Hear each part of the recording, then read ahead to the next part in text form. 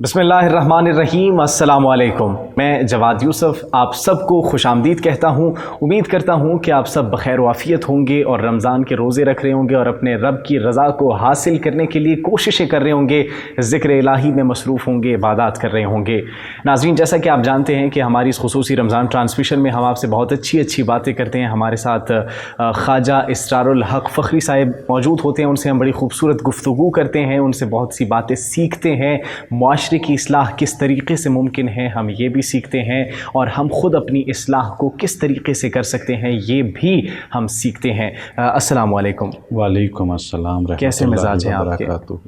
الحمدللہ، بہت شکریہ سر، ایک مرتبہ پھر آپ آئے ہمیں سکھانے کے لیے، ہمیں بتانے کے لیے، اور معاشرے کے اندر اپنا ایک مثبت کردار جو ہے ادا کرنے کے لیے، ہمیں اس طرف گامزن کرنے کے لیے کہ ہم خود کو جان سکیں، خود کو پہچان سکیں اور معرفت الہی حاصل کر سکیں۔ اچھا، آج جس حوالے سے ہم نے گفتگو کرنی ہے وہ، اور اس میں یہ علم کی طلب ہر مسلمان مرد و عورت پر فرض ہے۔ آخر یہ کون سا وہ علم ہے؟ یہ فزکس کا علم ہے، سائنس کا علم ہے، کیمسٹری کا؟ یہ کون سا وہ علم ہے جو کہ ہر مسلمان مرد و عورت پر فرض کیا گیا ہے؟ ماشاءاللہ، یہ بہت اہم نقطہ ہے جس کو ہمیں سمجھنا ضروری ہے۔ فقیہین کہتے ہیں کہ وہ علم جو فرض ہے وہ یہ ہے کہ فقہ کا علم حاصل کیا جائے تاکہ تمہیں حلال اور حرام کی پہچان ہو، تمہیں برائی اور بھلائی کی پہچان ہو، تمہیں اپنی حدود و قیود کا اندازہ ہو۔ اہل تصوف کے نزدیک اللہ کی معرفت کو پانا اور اس کے قرب کے راستے کو پانے کا جو طریقہ ہے اس علم کو حاصل کرنا فرض ہے۔ اسی طرح وہ لوگ جو دنیا کے علم، جیسے آپ نے فزکس کہا، میتھمیٹکس کہا، یا سائنس کے علوم حاصل کرتے ہیں، ان دونوں میں جو بنیادی فرق آئے گا وہ یہ آئے گا کہ یہ دنیا گزارنے کے علوم ہیں۔ اگر ہم آج جس معاشرے میں بیٹھے ہیں، اگر سائنسدان نہ ہو تو یہ ہمارا یہ ریکارڈنگ بھی نہ ہو رہی ہوتی، اگر ڈاکٹرز نہ ہوں ہمارا علاج ممکن نہیں ہے، اور اگر ٹیچرز نہ ہوں کسی بھی سبجیکٹ کے تو وہ ہمیں راستہ سکھانے والے نہ ہوں گے، کنسٹرکشن کے لیے انجینئر نہ ہوئے تو انجینئر نہ ہوں گے۔ لیکن ان سارے ڈپارٹمنٹ کے ساتھ جو چیز ہم پر فرض ہے وہ ہے اسلام کا اور قرآن کو سمجھنا، کیونکہ قرآن ہمیں یہ نہیں سکھا رہا کہ آپ نے کنسٹرکشن کیسے کرنی ہے، وہ تعمیر انسانیت کی بات کرتا ہے۔ قرآن ہمارے اخلاق کی تعمیر کی بات کرتا ہے، ہمارے کردار کی بات کرتا ہے، ہمارے اپنے اللہ اور اپنے خالق کے ساتھ ربط کی بات کرتا ہے۔ وہ ہر انسان پہ فرض ہے، وہ ہمیں حلال اور حرام کی تمیز سکھاتا ہے، وہ برائی اور بھلائی کو پہچاننے کی تمیز سکھاتا ہے۔ قرآن ہمیں اللہ سے یوم آخر تک اس سے ملنے کے قاعدے اور اس کی پسندیدہ اعمال سکھاتا ہے، اور وہ سکھاتا ہے ہمیں کہ کس طرح کی زندگی گزارنے سے ہم یہاں بھی بہترین معاشرتی انسان بنیں گے اور قیامت والے دن بھی اللہ کی بارگاہ میں بہترین انسان بنیں گے۔ اس علم کو سیکھنا فرض ہے۔ اگر صرف انجینئر یا میتھمیٹیشین یا فزکس کو سیکھنا فرض ہوتا تو پھر دوسرا سبجیکٹ والا ناکام ہوتا، یعنی کہ ایک شخص انجینئر ہے اور دوسرا میتھمیٹیشین ہے، اگر میتھ کو فرض کر دیا جائے تو فزکس والا ناکام ہوا۔ جو فرض ہے علم وہ ہے اللہ اور اس کے رسول کے بتائے ہوئے راستے پہ چلنا اور اس کو سیکھنا۔ یہ باقی وہ فنون ہیں جن کے ذریعے معاشرتی زندگی میں آسانیاں لائی جاتی ہیں، بیماروں کو شفا کا علم ہے، جیسے ڈاکٹرز ہیں، حکیم ہیں، زکوٰۃ خیرات کا علم ہے، حساب ہے، لوگوں کو تقسیم کرنا ہے، جائیداد کی وراثت ہے، یہ سارے معاملات ہیں۔ یہ سارے جو ہیں وہ معاملات ہیں جن کے ماہرین کا ہونا اور ان کا علم سیکھنا لازمی ہے۔ لیکن اس کے باوجود اگر کوئی شخص زکوٰۃ خیرات یا تقسیم جائیداد کے علم سے ماہر ہے لیکن وہ حلال حرام کو نہیں پہچانتا تو اس نے بنیادی علم حاصل نہیں کیا۔ اگر اس نے اللہ کے ساتھ تعلق کو قائم نہیں کیا تو اس نے بنیادی علم حاصل نہیں کیا۔ اگر وہ شرک میں مبتلا رہا تو اس نے بنیادی جو فرض کیا گیا تھا وہ علم حاصل نہیں کیا۔ وہ اگر گناہ کی زندگی میں، وہ اگر برائیوں کی زندگی میں نہ صرف خود ہے بلکہ اس کی وجہ سے معاشرے میں بھی یہ بگاڑ پیدا ہو رہا ہے تو اس نے فرض علم حاصل نہیں کیا۔ تو ہم پہ جو فرض ہے بطور انسان اور اس کے بعد بطور مسلمان وہ یہ ہے کہ ہمیں معلوم ہونا چاہیے ہمیں پیدا کرنے والے نے کیا حدود و قیود مقرر کر دی ہیں ہمارے پہننے، اوڑھنے، کھانے، پینے، ایمان لانے، زندگی بسر کرنے، اور اس کے ساتھ اسی کی بارگاہ میں روز حشر کو پیش ہونے کے قاعدے کیا ہیں۔ یہ الدنیا مزرۃ الآخرہ، ہمیں اسی دنیا میں رہتے ہوئے اس آخرت کی بھی تیاری کرنی ہے. تو اس علم کو جاننا جس سے ہمیں آخرت بہترین حاصل ہو سکے، یہی فرض ہے. مطلب وجہ تخلیق انسان، جو اصل وجہ ہے اس کو جاننا، اس کو پہچاننا، حلال اور حرام کی تمیز کے بارے میں وہ پہچانے، اور قرآن و حدیث کے اندر جو اللہ تعالیٰ نے حدود قائم کی ہوئی ہیں، جو احادیث کے اندر آپ صلی اللہ علیہ وآلہ وسلم نے معاشرتی حوالے سے، اس کی زندگی کے حوالے سے اور قیامت تک کے لیے تمام کہ کس طریقے سے آپ نے زندگی گزر بسر کرنی ہے، وہ دراصل علم حقیقی ہے. اگر ہم یہ کہیں تو ٹھیک ہوگا. یہ باقی اگر ہم کہیں جس طرح اب یہاں پر ہم بیٹھے ہوئے ہیں، ایک گھر وہ انجینئر کے بغیر کنسٹرکٹ نہیں ہو سکتا، یہ اس کو ہم فن کہیں گے. ڈاکٹر وہ علم حاصل کرتا ہے، وہ بیماروں کو دوائی دیتا ہے اور ان کا علاج کرتا ہے. تو اگر ہم کہیں کہ یہ باقی سارے جو ہے یہ فنون ہیں، علم کی ایک قسم ہے، تو کیا یہ ٹھیک ہوگا کہنا؟ یہ علم کی ایک قسم ہے مگر یہ فرض نہیں ہے. فرض نہیں. اگر فرض ہوتا تو ہر شخص ڈاکٹر بن جائے، ہر شخص انجینئر بن جائے. ظاہر ہے بہت ساری اس وقت الحمدللہ دنیا میں سائنس کے علوم ہیں جن پر دسترس حاصل ہے، جن سے جیسے اس وقت رمضان المبارک میں ہزاروں لوگ عمرہ اور مدینہ منورہ کی حاضری کے لیے سفر کر رہے ہیں. جو سفر مہینوں میں طے ہوتا تھا وہ گھنٹوں میں آ گیا. اچھا، فرض یہ ہے کہ آپ خود کو جانیں، اپنی تخلیق کا مقصد پہچانیں، اپنے اللہ کو پہچانیں، اپنے اللہ کو پہچانیں. یہ فرض ہے. اور اس میں جو مختلف مراتب ہیں، پہلے میں نے عرض کیا کہ حلال حرام کا جاننا، فقہ کے قوانین کا جاننا، دوسروں کے حقوق کو پہچاننا، اور سب سے پہلے اپنے اللہ کو پہچاننا، اس کی وحدت کو پہچاننا اور ماننا رسالت کو، اور اس پر اقرار کرنا، اور قرآن کو منبع ہدایت جاننا اور اس کے مطابق زندگی بسر کرنا، یہ ہم پر فرض ہے. یقیناً اس وقت معاشرہ اس بے راہ روی کا شکار ہے، لیکن الحمدللہ میں 20 ایسے ڈاکٹرز، انجینئرز، پروفیسرز، لائرز کو جانتا ہوں جو بنیادی جو فرض علم ہے اس پر کما حقہ ہو ان کو عبور حاصل ہے اور اس کے مطابق زندگی بسر کر رہے ہیں. ایسا نہیں ہے کہ معاشرہ ہی بگاڑ کا شکار ہے، الحمدللہ. لیکن آپ کا کویشچن یہ تھا کہ کون سا فرض ہے. بالکل. اور لوگ کنفیوژن کا، میں یہی کہہ رہا تھا کہ کنفیوژن کا شکار ہیں، کیونکہ وہ یہ دنیاوی علوم کے پیچھے بھاگ رہے ہیں، جو کہ آپ نے کہا کہ یہ فن ہے، یہ فرض نہیں ہے. وہ اس کو بھی علم سمجھ کر وہ علم سمجھ رہے ہیں کہ جس کو فرض قرار دیا گیا. اور میں نے بارہا اور مرتبہ سوال بھی کیا اور بیشتر طالب علموں سے پوچھا بھی، اپنے کلاس فیلو سے، اپنے کولیگ سے بھی پوچھا، تو وہ کہتے ہیں کہ یہ جو ہم حاصل کر رہے ہیں، اسکول میں جو ہم سبق پڑھ رہے ہیں، یہ یونیورسٹیز میں جو ہم پڑھ رہے ہیں، یہ بھی تو ایک علم ہے. تو اس حوالے سے آپ کیا کہیں گے؟ یہ بھی تو ایک علم ہے. ہاں. یہی علم نہیں ہے. واہ، آپ ہی نے خود ہی اس کی وضاحت کر دی. یہ بھی تو ایک علم ہے، ایک شاخ ہے.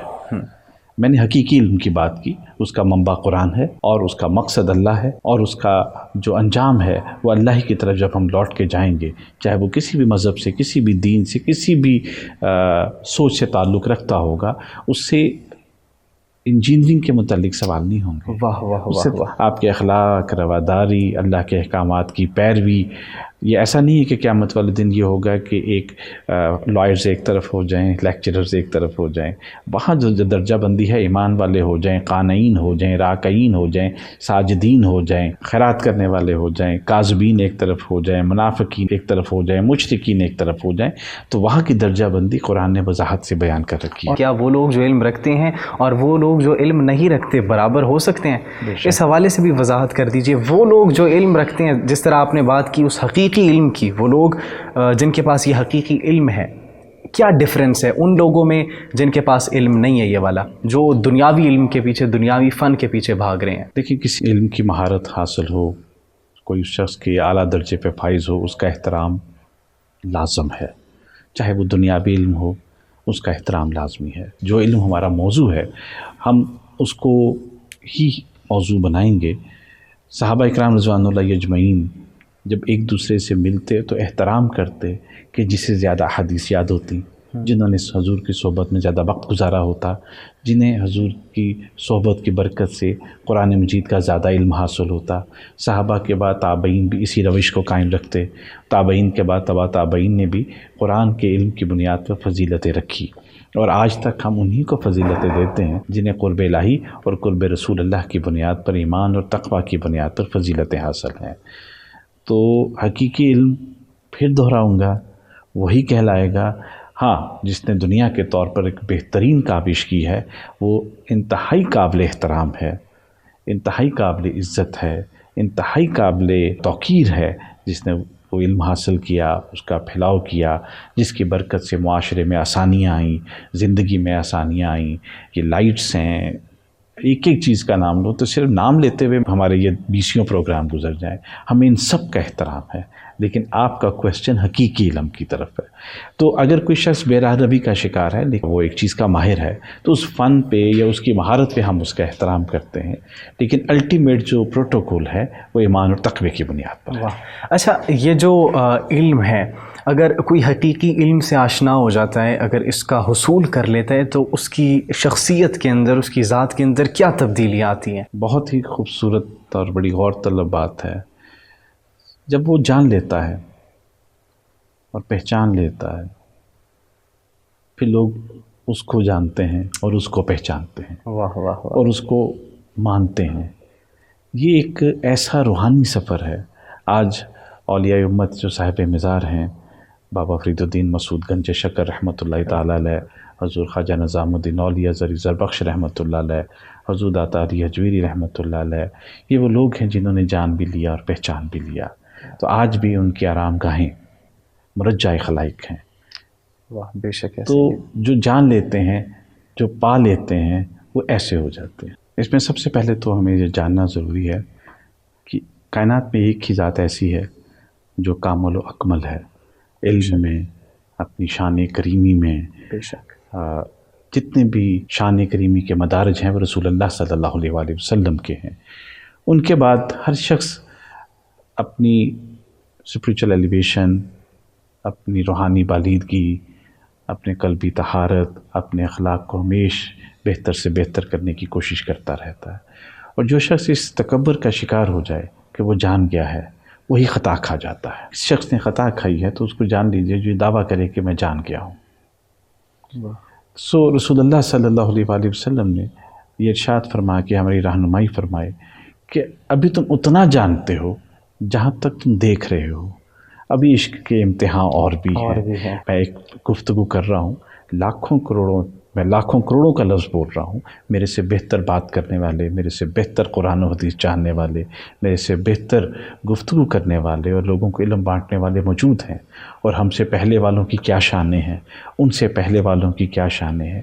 تو جس وقت انسان کے اندر ہمیشہ طلب رہے گی تو وہ گمراہی کے گڑھے سے بچتا رہے گا، وہ ریاکاری کے گڑھے سے بچے گا، تکبر کے گڑھے سے بچے گا، اور وہ خطا کے گڑھے سے بچ جائے گا۔ واہ واہ واہ۔ سو ہمیشہ اپنے آپ کو طالب علم رکھنا اور اپنے آپ کو طالب علم سمجھنا، اس سے بہت ساری خطائیں جو ہیں انسان اس سے محفوظ رہ جاتا ہے۔ صلی اللہ علیہ وآلہ وسلم نے بھی علم کی مجلس کو ذکر الہی کی مجلس سے بہتر قرار دیا ہے۔ وہ جو مجلسیں ہو رہی تھی کہ اللہ تعالیٰ، آپ صلی اللہ علیہ وسلم نے کہا کہ اس پر فرشتوں کی اور اللہ تعالیٰ کی رحمتیں برس رہی ہوتی ہے علمی مجالس پر، علمی محفلوں پر۔ یقیناً اس لیے کہ جو طالب علم ہے، جو علم سکھانے والا ہے، اس پر جو رحمتیں برستی ہیں وہ ذاکر اللہ سے کئی گنا زیادہ ہے۔ اس لیے کہ مقصد بھلائی کا پھیلاؤ ہے، نہ کہ اپنا مرتبہ۔ یہ بھی خود فریبی کا شکار ہو جاتے ہیں ہم، کہ ہم ذکر اللہ کرتے رہیں گے، عبادت کرتے رہیں گے تو ہم مقرب خدا ہو جائیں گے۔ میرے نزدیک انسان قرب الہی اس وقت پائے گا، آپ ہمارے سامنے روٹی رکھی ہے، کھانا رکھا ہے، جو اس کھانے کو بانٹ دے وہ افضل ہے کہ کھا جائے افضل ہے؟ ہائے ہائے ہائے، جو بانٹ دے ظاہر وہی افضل ہے نا۔ تو جس نے علم بانٹا وہ افضل ہوا، کہ جس نے خود ہی اپنے علم حاصل کر کر کے اپنے سینے میں اکٹھا کرتا رہا اور وہ کسی کو دینے کی نہ اس کی توجہ ہوئی، نہ اس سے کسی نے حاصل کیا، تو وہ شخص کبھی بھی فضیلت والا نہیں ہو سکتا۔ مطلب علم حاصل کرنے کے بعد پھر تقاضا یہ بھی ہے کہ آپ اس کو آگے پھیلائیں، تو اس کا جو علم ہے وہ خیر والا ہوا۔ جس علم سے دوسرے کو خیر نہیں، وہ ضائع ہو جائے گا۔ اور پھر یہ بھی کہا جاتا ہے خواجہ صاحب کہ علم بانٹنے سے بڑھتا ہے۔ یقیناً جب تک ہم اس کو اس طرح سے لیتے ہیں، چونکہ ہمارا تعلق سلسلہ چشتیہ سے ہے اور ہمارے شجرہ ہوتا ہے اور تعلق ہے، اجمیری غریب نواز نے، خواجہ معین الدین چشتی رحمۃ اللہ علیہ نے جو کچھ پایا، حضور خواجہ قطب الدین بختیار کاکی ان کے بہترین خلیفہ اور مرید ثابت ہوئے اور انہوں نے ان کو منتقل کیا۔ انہوں نے حضور بابا فرید الدین مسعود گنج شکر رحمۃ اللہ علیہ کو منتقل کیا، اس سے مراد کو یہ نہ سمجھے کہ انہوں نے ایک کو دیا، اس سب کو بانٹتے رہے، لیکن کسی نے اپنے آپ کو اس میں ایسا سینچا کہ وہ ایک شجر سایہ دار بن گئے کہ آج بھی ان کی چھاؤں میں بیٹھ کے ہم راحت پاتے ہیں۔ تو علم کا جو جاری رہنا ہے، پھیلنا ہے، علم کا منتقل ہونا ہے، یہی دراصل احسان ہے۔ اللہ تعالیٰ نے قرآن پاک میں فرمایا سورۃ رحمان میں کہ احسان کا بدلہ احسان ہے۔ جو نعمتیں رسول اللہ صلی اللہ علیہ وآلہ وسلم کو حاصل ہوئیں، ہمارا موضوع ہے کہ جس نے علم بانٹا وہ افضل ہے کہ جو ذکر میں مشغول ہے۔ رسول اللہ صلی اللہ علیہ وآلہ وسلم نے ایک دن کھڑے ہو کے سب میں پوچھا کہ جو کچھ مجھ تک پہنچا کیا میں نے تمہیں منتقل نہیں کیا؟ اس احسان کو جو اللہ رب العزت نے صحابہ کرام تک پہنچایا، اس کی حضور نے سند لی۔ اب وہ سب کچھ جو حضور تک پہنچا وہ حضور نے منتقل کیا۔ نہ صرف رسول اللہ صلی اللہ علیہ وسلم نے علمی طور پہ، بلکہ تربیت کے ایسے روشن ستارے جنہیں ہم صحابہ کرام کہتے ہیں وہ تیار کیے کہ جس کی چاہو فلاح پا جاؤ گے۔ نہ صرف وہ علم کے ہیں، میدان حرب میں دیکھیں تو وہ تمام شجاعت موجود ہے صحابہ میں، علم کے میدان میں وہ علم سب موجود ہے کہ انا مدینۃ العلم علی البابہا، اتنے علم کے خزانے موجود ہیں۔ بے شک حکمت کے میدان میں، ہر میدان میں رسول اللہ صلی اللہ علیہ وآلہ وسلم نے اپنے ساتھیوں کو تیار کیا۔ کوئی ایسی نعمت جو ان کو حاصل ہوئی آپ نے نہیں رکھی جو منتقل نہ کی ہو۔ یہ احسان کے دروازے آج تک کھلے ہیں اور یہ منتقل ہو رہے ہیں۔ اب ہمارا دور آ گیا، تو جس نے اس احسان کو منتقل کیا، اس علم کو منتقل کیا، جس نے اس کو بانٹا، ان کے دروازوں پہ آج بھی بھیڑ لگی ہے۔ میں یہ سمجھتا ہوں کہ قرآن پاک کو پڑھنا عبادت، اس کو سمجھنا عبادت، اس پر غور کرنا عبادت، اس پر عمل کرنا عبادت، اور اس کو پھیلانا، یہ سب عبادت ہے۔ قرآن مجید کے زیر زبر پیش ہر شخص کے لیے ہادی ہیں۔ جس نے ان سے فیض لیا وہی مقبول بارگاہ ہوگا۔ رمضان المبارک کی ان مقدس ساعتوں میں ہمیں اس کا ترجمہ، اس کی تفسیر اور پھر اس پہ تفکر بھی کرنا چاہیے، اور خاص طور پہ جب آخری عشرہ آئے گا جس دوران عام طور پہ لوگ اعتکاف میں بیٹھتے ہیں، تو اعتکاف صرف وظائف کے لیے نہیں ہوتا، یہ غور و فکر کے لیے بھی ہے کہ اپنے آپ کو آئسولیٹ کر کے دنیا سے، ضروریات دنیا سے، تعلقات دنیا سے آپ تھوڑے دنوں کے لیے آئسولیٹ ہو کے اپنے آپ کو خالصتاً اللہ کے سپرد کر دیتے ہیں، جس میں اس کو یاد بھی کرتے ہیں، اس کا ذکر بھی کرتے ہیں، اس کی عبادت بھی کرتے ہیں اور غور و فکر بھی کرتے ہیں۔ یہ انعام ہے اللہ رب العزت کا۔ اور اسی دوران اگر اللہ فضل کرے تو لیلۃ القدر کی جو نعمتیں ہیں وہ بھی حاصل ہو جاتی ہیں۔ تو ہمیں ان لمحات کو کسی بھی طور پہ ضائع نہیں کرنا چاہیے۔ قرآن پڑھنا چاہیے، قرآن پہ عمل کرنا چاہیے، قرآن سیکھنا چاہیے، اور اس کی تفسیر، اس کا ترجمہ، اس کا شعور، اور اس پر فکر کرنا چاہیے، اس پہ متوجہ رہنا چاہیے۔ بہت شکریہ خواجہ صاحب، آپ کے قیمتی وقت کا۔ ناظرین بھی بخوبی یہ جان چکے ہوں گے، پہچان چکے ہوں گے علم کی فضیلت کے بارے میں، اور پھر رمضان المبارک کا وہ بابرکت مہینہ جس کے اندر ہر نیکی کا اجر کئی گنا بڑھ جاتا ہے۔ تو ناظرین، اسی کے ساتھ مجھے جواد یوسف کو دیجیے اجازت۔ اپنا بہت خیال رکھیے گا اور اپنی فیملیز کا بھی اللہ نگہبان۔